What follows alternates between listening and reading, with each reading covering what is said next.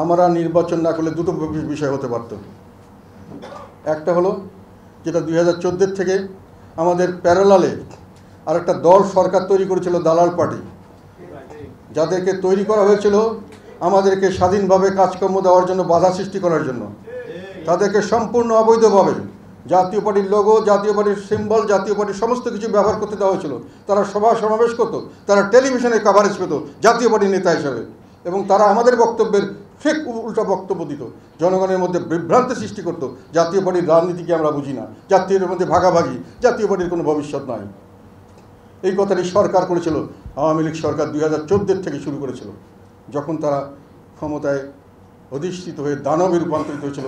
তারপর থেকে তারা দুটো জিনিস করেছে, আপনাদেরকে বলতে চাই। সমস্ত রাজনৈতিক দলকে বিভিন্ন কৌশলে তারা রাজপথ থেকে দূরে রেখেছে, দাবি দাবা আদায় থেকে দূরে রেখেছে, জনগণ থেকে দূরে রাখার চেষ্টা করেছে।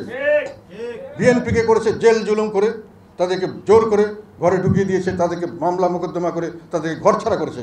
আর আমাদের করেছে ঘরের ভিতরে শত্রু তৈরি করে আমাদেরকে, যখনই আমরা রাজনীতি করতে চাই তখনই আমাদের থেকে রাজনীতি ছুটিয়ে নেওয়া হয়, এবং তখনই আরেকটি গ্রুপ দিয়ে, সেখানে তারা দালাল পার্টি দিয়ে তারা 2014 থেকে এটা শুরু হয়েছে, এবং এখন পর্যন্ত লাস্ট পর্যন্ত 2024 এসেও এই একই খেলা, যে আপনি যদি নির্বাচন না করবেন আরেকজন নির্বাচন করবেন। তো প্রথম কথা হলো, আমি বলতে চাই যে তাহলে যদি আমরা না করতাম হয়তো আরেকটা গ্রুপ দিয়ে করানো হতো, জাতীয় পার্টি গ্রুপ। কিন্তু আমাদের জাতীয় পার্টি নাম যেত, কিন্তু জাতীয় পার্টি যেত না, জাতীয় পার্টির দেহ প্রাণ যেত না, জাতীয় পার্টির নামটা ব্যবহৃত হতো এবং নির্বাচন হয়ে যেত। তারপরেও যদি না হতো, আরেকটা কথা বলতে চাই, আমি দেশের যারা নিরপেক্ষভাবে বিশ্লেষক এবং বিদেশি কূটনীতিক, যারা এই সমস্ত অবস্থান নিয়ে যারা গভীরভাবে যারা গবেষণা করেন বা যারা বিবেচনা করেন, তাদের প্রায় প্রত্যেকের সঙ্গেই আমি আলাপ করেছি, এবং যারা এই সরকারকে পছন্দ করতেন না এবং নির্বাচন তারা হোক সেটা চাইতেন না, তারাও বলেছেন এই নির্বাচন ঠেকানোর কোনো উপায় নেই, তোমরা নির্বাচনে গেলেও হবে, না গেলেও হবে। কেননা Sheikh Hasina A team, Awami League B team Awami League তৈরি করেছে।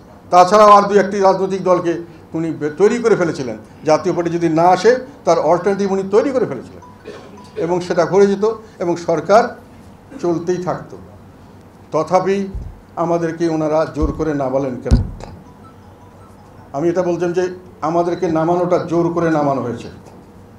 একটা হলো, আমি তখনও বলেছি পরোক্ষভাবে, মানে একটা প্রেশার ক্রিয়েট। যেদিন আমি বলছি নির্বাচনে যদি আপনি ঘোষণা না দেন, এখন প্রসেসে না যান, আপনি ক্যান্ডিডেট বাছাই নাই করেন, তাহলে আরেকজনের হাতে আমি ভার দিয়ে দেবো, ওনারা নির্বাচন করবে, ওনাদের ব্যবস্থা করবে, জাতীয় পার্টি ওখানে চলে যাবে, জাতীয় পার্টির দল হিসাবে নির্বাচনে যাবে, আপনারা যাবেন না, আপনার মেইন দল যাবে না, কিন্তু অফিসিয়ালি জাতীয় পার্টি যাবে।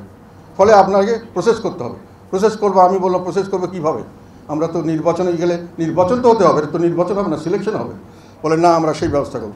তখন তারা আমাদেরকে নেগোসিয়েশনের নামে কথা বলল, কিভাবে করা যায়, কিভাবে করলে আমরা পারবো, কতটা জায়গায় আমাদের ভালো ক্যান্ডিডেট আছে, আমরা ফাইট দিতে পারবো। কোনোখানে আমি বলিনি আমাদেরকে ছাড় দিতে হবে, কোনোখানে আমরা দাবি করে নিই ছাড় দিতে হবে, টিক মার্কের নির্বাচন আমরা চাইনি। আমরা চেয়েছিলাম একটি যদি নির্বাচনই করতে হয় তাহলে সঠিক নির্বাচন করতে হবে।